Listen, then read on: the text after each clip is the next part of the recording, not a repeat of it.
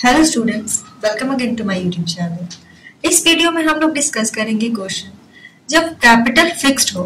तो इस टाइप के क्वेश्चन को केयरफुली सभी एडजस्टमेंट के साथ हम लोग सॉल्व करेंगे और इसमें जितने भी अकाउंट होंगे उसमें जो भी इसका रूल्स है उसी वे में हम लोग उसे पोस्ट भी करेंगे। तो इस क्वेश्चन में कहता है ए, बी एंड सी तीन पार्टनर हैं और उनका बैलेंस शीट 31 मार्च 2019 को क्या था, लायबिलिटीज साइड और एसेट साइड जो होते हैं बैलेंस शीट्स में। तो लायबिलिटीज में उनके पास क्रेडिटर 20,000 के थे, रिजर्व 15,000 के थे और कैपिटल अकाउंट्स ए का कितना था, ए का था 25,000 और बी का यहाँ पे कितना था 15,000। कैश उनके पास है 6,000 का, स्टॉक उनके पास कितना है 20,000 का, मशीनरी है वो 20,000 के हैं, डेटर्स है वो 10,000 के और बिल्स रिसीवेबल 10,000 के। यहाँ पे सी एक पार्टनर है, उसका क्या डेबिट बैलेंस है कैपिटल, तो सी कैपिटल अकाउंट कितना है 9,000। ये डिसाइड किया गया था कि फर्म को तो डिसॉल्व करना है और इसमें सी, ये जो सी पार्टनर है वो क्या है, इंसॉल्वेंट है और उससे 2,000 रुपया रिसीव हुआ है उसके स्टेट से। उसका जो भी उसका प्राइवेट प्रॉपर्टी जो बचता है उसे कितना 2,000 रुपया उससे तो रिसीव हो गया। बाकी जो एसेट है वो कुछ इस टाइप से रियलाइज होते हैं। जो बिल्स रिसीवेबल थे, बिल्स रिसीवेबल कितने के थे 10,000 के, उसे 7,000 में यहाँ पे बेचा गया। Stock and debtors 25% less than the book value, जो क्या है स्टॉक और डेटर्स थे उन्हें क्या किया गया कि 25% लेस में उसके बुक वैल्यू में रियलाइज किया गया। उसके बाद क्या है, मशीनरी है वो 14,000 में गया। रियलाइजेशन एक्सपेंसेस कितना का हो गया पूरा ये सब करे तो 2,500 का। यहाँ पे कैपिटल अकाउंट क्या है फिक्स्ड है, इसीलिए इसी को ध्यान रखते हुए क्या हमें realisation account, capital account, cash account बनाना है according to Garner versus Murray decision को भी ध्यान रखते हुए। ठीक है, तो ये हमारा क्वेश्चन था और अभी जो हम लोग सॉल्व कर रहे हैं वो क्या है, व्हेन कैपिटल इज फिक्स्ड, जब कैपिटल फिक्स्ड हो। तो सबसे पहले हमें क्या बनाना होगा इस क्वेश्चन में, सबसे पहले हमको रियलाइजेशन अकाउंट ही बनाना है। तो सबसे पहले हम लोग देख लेते हैं रियलाइजेशन अकाउंट कैसे फॉर्म होता है। सो रियलाइजेशन अकाउंट में यह हम लोग का रियलाइजेशन अकाउंट, तो जो भी एसेट होंगे उसके बुक वैल्यू पे हमें क्या करना होगा, उसके बुक वैल्यू पे हमें पोस्ट करना होगा डेबिट साइड में। तो स्टॉक हो गया, मशीनरी, डेटर्स और बिल्स रिसीवेबल ये थे, उसके बुक वैल्यू पे यहाँ पे डेबिट साइड में हमने पोस्ट किया। फिर क्रेडिटर्स है, उसके भी बुक वैल्यू में क्रेडिट साइड में रियलाइजेशन अकाउंट में जाएगा। तो बाई क्रेडिटर्स यहाँ पे कितने के थे क्वेश्चन में 20,000 के। फिर क्रेडिटर्स को हम लोग पे ऑफ कर देते हैं और एक्सपेंसेस 2,500 का क्या था, रियलाइजेशन एक्सपेंस भी था। तो यहाँ पे क्या आ जाता है, टू कैश अकाउंट में क्रेडिटर्स 20,000 की, उसे हमें रियलाइज करना होगा, पे ऑफ करना होगा। एक्सपेंसेस कितने के थे 2,500 के, उसे भी पे करना होगा किससे, तो आ जाएगा हमारा क्या टू कैश अकाउंट से। उसके बाद जो भी स्टॉक्स मशीनरी, डेटर्स और बिल्स रिसीवेबल थे उसे क्या बाय कैश हम लोग करेंगे जिस वैल्यूज में वो क्या हुआ था, रियलाइज हुआ था। स्टॉक 15,000 में हुआ था, मशीनरी 14,000 में, स्टॉक क्या था 25% less of its book value. इसे हम लोग करेंगे तो कितना में रिसीव हो जाएगा 15,000। उसके बाद क्या है, मशीनरी है, मशीनरी 14,000 में हुआ था रियलाइज, डेटा 7,500 में और बिल्स रिसीवेबल कितना हो जाएगा 7,000। तो टोटल बाय कैश कितना आएगा 43,500। उसके बाद हम लोग यहाँ पे देख सकते हैं हमारा डेबिट साइड कम ज्यादा है और क्या क्रेडिट साइड कम है, तो क्या होगा, बियर करना पड़ेगा। यहाँ पे लॉस ऑन रियलाइजेशन होता है, उसे कौन शेयर करेंगे, उसे शेयर करेंगे वो तीनों पार्टनर। क्वेश्चन में ऐसा कोई रेशियो मेंशन नहीं किया गया था, तो हम लोग क्या करेंगे, तीनों पार्टनर को इक्वली डिस्ट्रीब्यूट कर देंगे लॉस को। तो लॉस ऑन रियलाइजेशन कितना आता है 19,000 का। ये 19,000 तीनों पार्टनर क्या करेंगे, तीनों पार्टनर इक्वली डिस्ट्रीब्यूट करेंगे। जो सॉल्वेंट पार्टनर है वो भी इसको लॉस ऑन रियलाइजेशन को बियर करता है और जो इनसॉल्वेंट पार्टनर है वो भी करेगा। तो सी भी इसीलिए यहाँ पे लॉस ऑन रियलाइजेशन को बियर करेगा। उसके बाद अब रियलाइजेशन अकाउंट में तो फिक्स, जब कैपिटल फिक्स होता है उसका कोई भी असर नहीं होता है। उसके बाद हमें क्या बनाना होता है, जब कैपिटल फिक्स होता है तो हमें बनाना होता है दो तरह का अकाउंट, एक करंट अकाउंट और एक कैपिटल अकाउंट। तो इस चीज को थोड़ा सा समझते हैं। जब कैपिटल पार्टनरशिप का मेंटेन होता है फिक्स्ड कैपिटल सिस्टम पे, तो हमें पार्टनर्स करेंट अकाउंट प्रिपेयर करना होता है अलॉन्ग विथ पार्टनर्स के कैपिटल अकाउंट के। इस सिचुएशन में जो भी रिजर्व फंड अगर होंगे, शेयर इन प्रॉफिट और लॉस ऑन रियलाइजेशन होगा, उसे करंट अकाउंट में शो करना होता है। अगर कोई पार्टनर एसेट भी लेके जाता है या कोई लायबिलिटीज को भी डिस्चार्ज करता है तो उसे भी पार्टनर्स के करंट अकाउंट में शो करेंगे। लास्टली जो करंट अकाउंट का बैलेंस होगा उसे हम लोग रिस्पेक्टिवली पार्टनर्स के कैपिटल अकाउंट में ट्रांसफर करेंगे। ठीक है, तो इस चीज को आप लोग इन राइटिंग में नोट भी कर सकते हैं और ध्यान भी रखिएगा जब बनाइएगा तो क्या, जब कैपिटल फिक्स्ड होगा उस टाइप का क्वेश्चन। तो इन सेंटेंस में हम लोग देख लेते क्या अभी जो मैंने समझाया था उसका ये डिफिनेशन कुछ है जिसे आप नोट डाउन करके रखेंगे तो बहुत ही हेल्प होगा इस टाइप के क्वेश्चन को समझने में और करंट अकाउंट बनाने में, और क्यों करंट अकाउंट बनता है, क्यों कैपिटल अकाउंट बनता है और उसका पोस्टिंग कैसे होता है। तो ये क्या, if the capital of the partnership firm is maintained on the fixed capital system, partners current account will also be prepared along with partners के capital account. In this situation, profit and loss, reserve fund, share in profit or loss on realization will be shown in partners current account. कहाँ show होगा? partners के current account में। क्या सभी reserve हो अगर हो गए, प्रॉफिट और लॉस अगर रहा, या तो शेयर इन प्रॉफिट और लॉस ऑन रियलाइजेशन होगा, वो सब अभी कहाँ जाएगा? पार्टनर्स का करंट अकाउंट में। If any partner has taken over any asset or discharged any liability, it will be accounted for in partners current account. ये भी कहाँ पे जाएगा? पहले पार्टनर्स के करंट अकाउंट में। लास्टली जो बैलेंस होगा करंट अकाउंट का उसको कहाँ ट्रांसफर कर देंगे हम लोग? पार्टनर्स के कैपिटल अकाउंट में। ठीक है, एक और यहाँ पे पॉइंट है कि to determine the capital ratio in which the deficiency of capital of the insolvent partner is to be shared, only capital account balances are to be considered. अगर डिफिशियंसी जो एक पार्टनर होते हैं इंसॉल्वेंट, उसका जो capital deficiency होता है उसको शेयर करते हैं सॉल्वेंट पार्टनर, उसके लिए हमें अगर ध्यान हो तो हमें क्या निकालना पड़ता था? लास्ट एग्रीड कैपिटल रेशियो निकालना होता था।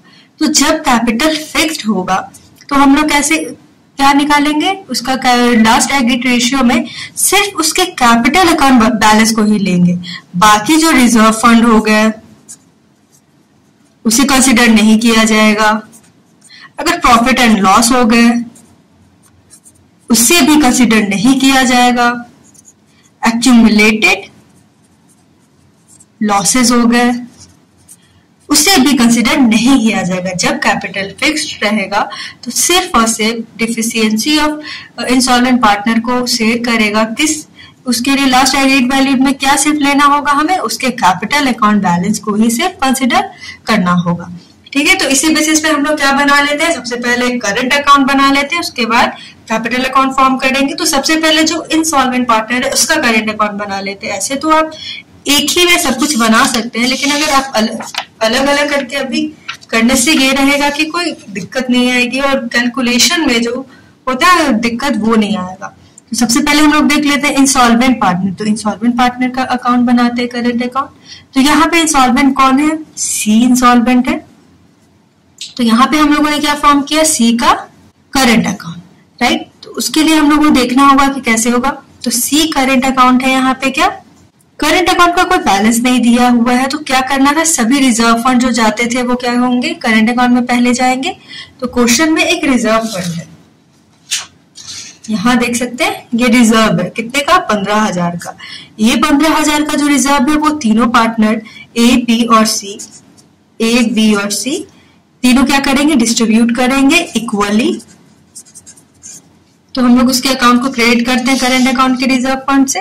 तो 15,000 को अगर आप इक्वली डिस्ट्रीब्यूट करें इन तीनों पार्टनर में तो सी को भी कितना मिलेगा शेयर? 5,000। ए को भी कितना मिल जाएगा? 5। और बी को भी कितना मिल जाएगा? 5,000। तो सी का हम लोग यहाँ पे पहले करंट अकाउंट मेंटेन कर रहे हैं।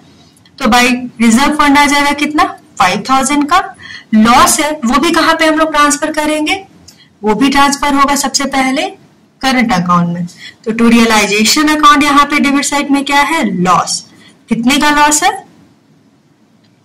6,334 का लॉस है, राइट। तो ये डेबिट साइड में लॉस आ जाता है।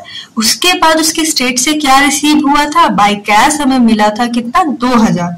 तो उसका भी हम लोग यहाँ पे एंट्री कर देते हैं किस साइड में? सी के करंट अकाउंट के क्रेडिट साइड में, राइट। तो क्रेडिट साइड में उसका वैल्यू बनता है 5,000 प्लस 2,000 7,000।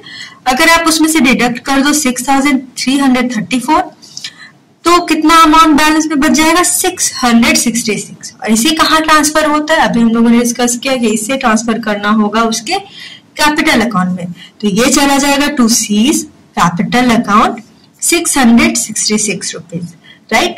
उसके बाद हम लोगों को बनाना होगा सी का कैपिटल अकाउंट।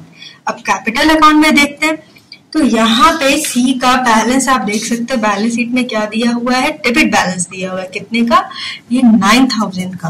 तो उसे हम लोग कर देते हैं टू बैलेंस बीडी हो जाएगा, by balance to balance BD sorry हो जाएगा उसके डेबिट साइड में कैपिटल अकाउंट के।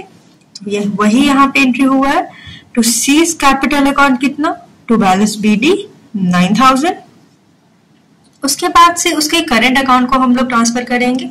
तो सीज कैपिटल अकाउंट कितना है, करंट अकाउंट में इसमें आ जाएगा कितने का, 666 का। तो टू सीज करंट अकाउंट यहाँ पे है 666 रुपीज, राइट। अब यहाँ सी क्या है, इंसॉल्वेंट है, वो क्या है, इंसॉल्वेंट है। और अब देखेंगे कि वो कितना 2,000 रुपया तो वो दे पाया, वो ठीक है, उसके रेट से रिसीव हो गया। लेकिन अभी भी उसका डिफिशियंसी कितना 9,000 रुपीज का है। ये 9,000 रुपीज का रिक्वायरमेंट चाहिए हमको उससे कि अब इंसॉल्वेंट है वो 9,000 रुपया, अब उसको अब सभी इंसॉल्वेंट पार्टनर वो कह रहे हैं कि हम लोग का रिक्वायरमेंट इस फर्म का बनता है 9,000 रुपीज देने का। तो देखते हैं कि उसके करंट अकाउंट में हम लोग देख सकते हैं कि सिर्फ 666 रुपीज करंट अकाउंट से उसको सिर्फ कितना हमें मिल रहा है, 660 रुपीज मिल रहा है। बाकी जो अमाउंट बच रहा है वो क्या है, वो डिफिशियंसी है। और उससे कौन बियर करेंगे, उससे बियर करना पड़ेगा दोनों पार्टनर को। तो यहाँ पे सी का डिफिशियंसी क्या बनता है कि 9,000 तो उसका डिफिशियंसी कैपिटल है, कैपिटल अकाउंट उसका डेबिट है। और उसके करंट अकाउंट से कितना रिसीव हो रहा है, 666 रुपीज। तो ये जो 8,334 है, ये डिफिशियंसी को कौन बियर करेंगे, ए एंड बी बियर करेंगे। 8,334 रुपीज सी नहीं पे कर पाता है, वो इंसॉल्वेंट हो जाता है। तो उसको बियर करते हैं ए और बी अपने कैपिटल रेशियो में। तो ए का कैपिटल क्वेश्चन में कितना मेंशन किया गया था, ए का कैपिटल यहाँ पे मेंशन हुआ था 25,000 और बी का कितना हुआ है 15,000, राइट। तो इसी में हम लोग उसका रेशियो निकाल लेंगे। तो 25,000 का अगर हम रेशियो बनाए यहाँ पे तो 5 हो जाएगा और 5 से डिडक्ट करें तो कितना 3। तो ये हो जाता है हमारा क्या 5:3। इस नए रेशियो में ए और बी सी के डिफिशियंसी को क्या करेंगे, डिस्ट्रीब्यूट करेंगे। तो ए का शेयर कितना बन जाता है डिफिशियंसी को शेयर करते टाइम, तो इसी रेशियो में हम लोग देख लेते हैं। ए का रेशियो 5 है, तो 8,334 में अगर इंटू में आप क्या करोगे, 5 से डिवाइड कर दो 8 को तो कितना आ जाएगा 5,209 रुपीज। बी का कितना शेयर बन जाएगा, तो बी का शेयर यहाँ पे 3 है। तो 8,334 को अगर आप 3 से इंटू 3 डिवाइडेड और क्या करोगे, टोटल 8 बनता है, तो 3,125। बी कितना शेयर करेगा 3,125। अब इसको हम लोग कहाँ ट्रांसफर करते हैं, अब इसको हम लोग ट्रांसफर करेंगे सी के कैपिटल अकाउंट में, राइट। तो यहाँ पे बन जाता है क्या, सी के कैपिटल अकाउंट में आ जाएगा उसकी क्रेडिट साइड में बाय ए करेंट अकाउंट। ए ने कितना सी को पेमेंट डिफिशियंसी को मीट करने के लिए अमाउंट दिया, तो ए ने उसे दिया 5,200 रुपीज। बाय बी के करेंट अकाउंट में चला जाएगा अमाउंट कितना 3,125 से हम लोग यहाँ मेंशन करेंगे। क्यों, क्योंकि सी के डिफिशियंसी को मीट करने के लिए बी ने अपने शेयर से कितना 3,125 रुपीज क्या किया है, बियर किया। अब अगर हम लोग सी के कैपिटल अकाउंट को टोटल करें तो आ जाता है इसका क्रेडिट साइड में 9,000 एंड डेबिट साइड में इसे प्लस करें तो टोटल बनता है 9,000। तो ये था इंसॉल्वेंट पार्टनर सी का करंट अकाउंट और कैपिटल अकाउंट। आई होप आपको ये समझ में आ गया होगा अच्छे से। उसके बाद हम लोग बनाएंगे क्या, सॉल्वेंट पार्टनर्स का करंट अकाउंट और कैपिटल अकाउंट। सॉल्वेंट पार्टनर हमारे पास कौन है, ए और बी है।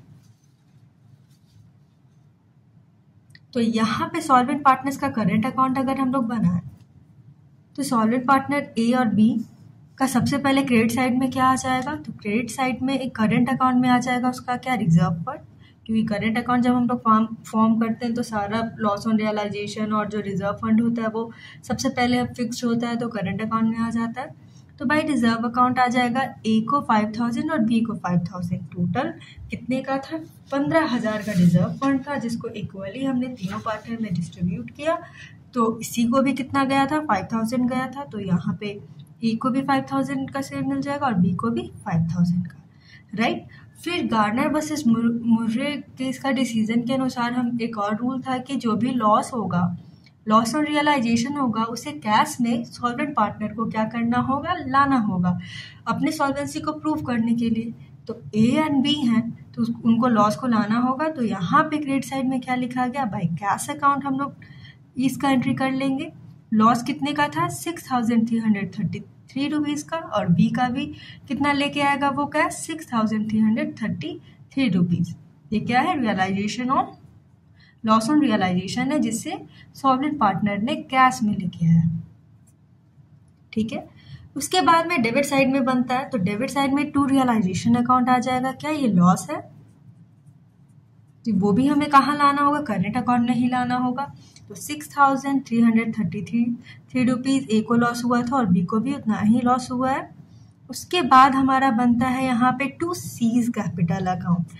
टू सीज कैपिटल अकाउंट से यहाँ पे आप देख सकते हैं, सी का जब हम लोग कैपिटल अकाउंट बना रहे थे तो A current account by B current account हमने मेंशन किया था। क्यों, क्योंकि ये दोनों अमाउंट उसने ए और बी ने उसकी डिफिशियंसी को मीट करने के लिए दिया था। तो ये चला जाएगा टू सीज कैपिटल अकाउंट। क्यों, क्योंकि ए ने 5209 रुपीज ए को क्या किया, उसकी डिफिशियंसी को मीट करने के लिए उसे और लाना पड़ा अपने अकाउंट से। फिर बी को कितना, 3125 रुपीज। तो ये था हम लोगों का सॉल्वेंट पार्टनर्स का करंट अकाउंट। अब उसके बाद हम लोग देख लेते हैं कि क्या बैलेंस बचता है। तो अगर आप 5000 करेंगे इस साइड में, ए का हम लोग देख ले तो डेबिट साइड 11,542 बनता है किसका, ए का। दैट मीन्स कि उससे और भी कैश ब्रॉट इन करना पड़ेगा। ये है उसे कैश ब्रॉट इन करना है। तो ये जो बैलेंस है वो कहाँ चला जाएगा, ए के कैपिटल अकाउंट में। तो ये हो जाएगा 209 रुपीज। और बी का कितना बनता है, बी का यहाँ पे क्रेडिट साइड में बनता है 11,333 रुपीज। उससे अगर हम उसे डिडक्ट करेगा 6,333 को और 3,125 को, तो ये उसका बैलेंस फिगर जाएगा कहाँ पे, उसके कैपिटल अकाउंट में। कितना, 1,875 रुपीज, राइट। उसके बाद हमें क्या बना लेंगे, करंट अकाउंट तो फॉर्म हो गया। उसके बाद हमारा बन जाएगा कैपिटल अकाउंट। तो कैपिटल अकाउंट में अगर देखें तो बैलेंस शीट में बाय बैलेंस बीटी करेंगे। सबसे पहले तो उनके कैपिटल अकाउंट को क्रेडिट करेंगे जो बैलेंस शीट में दिया गया उस अमाउंट से। तो ए को कितना मिलता है, 25,000, बी को कितना, 15,000। बाय बी करंट अकाउंट है क्या, इसको हम लोग करेंगे, जो बैलेंसिंग फिगर है वो कहाँ लास्ट लिया आएगा, कैपिटल अकाउंट में। तो उसका क्रेडिट बैलेंस है यहाँ पे कितना, 1,875, उसे हमने यहाँ पे मेंशन किया। उसके बाद टू ए करंट अकाउंट है, ए का यहाँ पे क्या डेबिट बैलेंस बचता है, मतलब उसके और ये इतना कैश ब्रॉट इन करना पड़ेगा। तो बाय ए कैपिटल अकाउंट कितना है, 209। तो उसे भी यहाँ पे मेंशन कर देंगे हम लोग, डेबिट बैलेंस है तो डेबिट साइड में ए का। उसके बाद देख लेते हैं जो बैलेंस बचेगा वो कहाँ जाएगा, वो कैश अकाउंट में अब लास्टली जाएगा। तो क्रेडिट साइड में ए का कितना है, 25,000 है, और डेबिट साइड में माइनस कर देंगे अगर 209 रुपीज। तो ये जो बैलेंसिंग फिगर बचेगा, ये जो बैलेंसिंग फिगर है 24,791 का, उसे हम लोग कैश अकाउंट में लास्टली कर देंगे। उसके बाद बी है, बी का कितना यहाँ पे बनता है, 15,000 प्लस 1,875, तो 16,875 उसका टोटल बनता है। और इस साइड में क्या है, इस साइड में बी का कोई भी एंट्री नहीं है। दैट मीन्स कि उसका बैलेंसिंग फिगर 16,875 रुपीज है, जिससे क्या है, ये जो अमाउंट है उससे फर्म को ए और बी को क्या करना पड़ेगा, पे ऑफ करना पड़ेगा। इसीलिए उसे कैश अकाउंट में हम लोग डाल रहे हैं कि ये जो अमाउंट बचता है अब उसे फर्म पे ऑफ करेगा, किसे, ए को और बी को। फिर लास्टली इस क्वेश्चन में हमें सॉल्व करना होगा कैश अकाउंट। तो टू बैलेंस बीडी यहाँ आ जाएगा 6,000, बैलेंस शीट में कैश का कितना अमाउंट दिया गया है, 6000 दिया गया था। तो रियलाइजेशन अकाउंट है, कैश यहाँ रिसीव हुआ सभी एसेट्स को सोल्ड करके, कितने का, 43,500 का।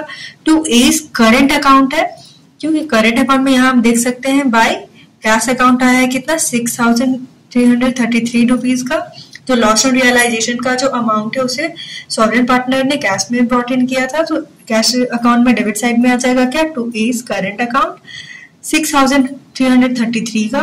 टू बीज करंट अकाउंट यहाँ पे है कितना, कैश का एंट्री 6,333 रुपीज का। टू सीज करंट अकाउंट, क्योंकि उसने भी 2000 उसके स्टेट से क्या हुआ था, रिसीव हुआ था। तो डेबिट साइड का हमारा टोटल यहाँ पे बनता है कितने का, 64,166 रुपीज का। फिर उसके बाद सी डेबिट साइड में हम लोग देखें तो आ जाएगा by A's capital account. To cash account यहाँ पे हम लोग देख सकते हैं ये जो अमाउंट है उसे फर्म को पे करना पड़ेगा, किसे, ए को और बी को। बी को कितना करना पड़ेगा, 16,875 का। बाय रियलाइजेशन अकाउंट यहाँ पे है, ये एक्सपेंसेस का अमाउंट है कितना, 2500 और क्रेडिटर का कितना है, 20,000। क्यों, क्योंकि क्रेडिटर और एक्सपेंसेस को पे ऑफ किया गया है इन कैश। तो इस साइड क्रेडिट का पूरा टोटल बनता है हमारा कितना, 64,166 का। यहाँ पे हमारा दोनों साइड इक्वेट होता है। तो ये था, इस क्वेश्चन में हम लोगों ने देखा कि क्या क्या हमें फॉर्म करना था जब कैपिटल फिक्स था। तो जब कैपिटल फिक्स था तो हमें करंट अकाउंट भी बनाना हुआ, कैपिटल अकाउंट हुआ, फिर लास्टली हमें कैश अकाउंट सॉल्व करना हुआ। ये क्वेश्चन बहुत ही ज्यादा ट्रिकी होता है और इसमें कैलकुलेशन में बहुत सारी गलतियां हो सकती है, इसीलिए आप इसे ध्यान से और अच्छे से और प्रैक्टिस करना। So thank you for watching the video. Please like, share and subscribe the channel also.